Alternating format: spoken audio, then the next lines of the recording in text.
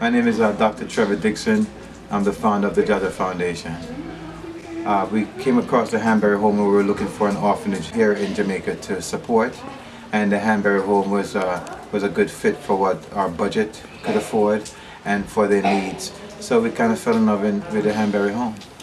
We're building a sick bay for them based on the regulation of having 58 children here. The government regulation is they have to have a sick bay, and they didn't have all the funding for it, so they called upon JAHJAH Foundation to assist them with the sick bay.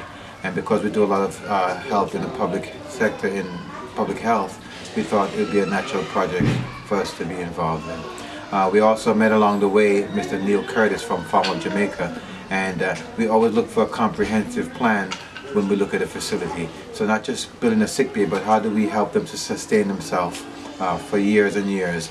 And Neil Curtis was a good fit with his Farm of Jamaica initiative, and he fell in love with the Hanbury Home, and we decided that we're going to help them to develop a farm here and move forward and see how they can feed themselves and provide an economic structure for not only for the children who live here, but they can go on in life and have a skill, which farming is a skill or a trade or a career that can not only feed yourself but feed the nation.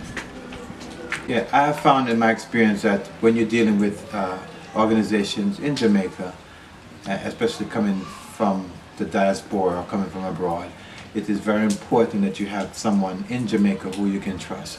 So it's basically a partnership.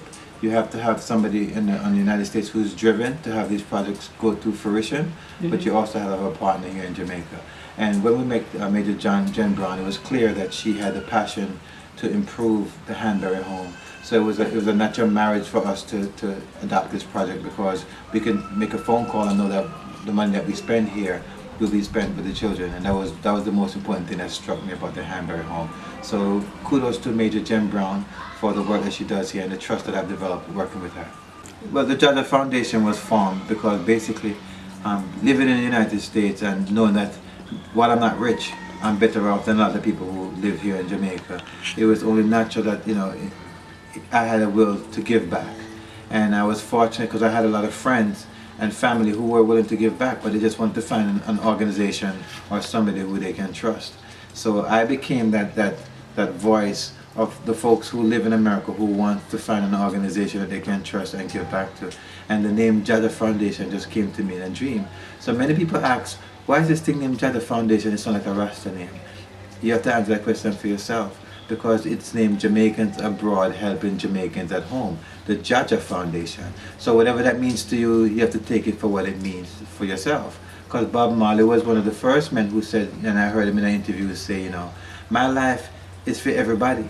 If my life was only for me, then I wouldn't like my life. And I can say I feel the same way. My life is for everybody. So who want to come and join the JAHJAH Foundation can come and join the JAHJAH Foundation, because it's for everybody. It's for Bali, it's for Rasta, because it's what's in your heart that makes you who you are.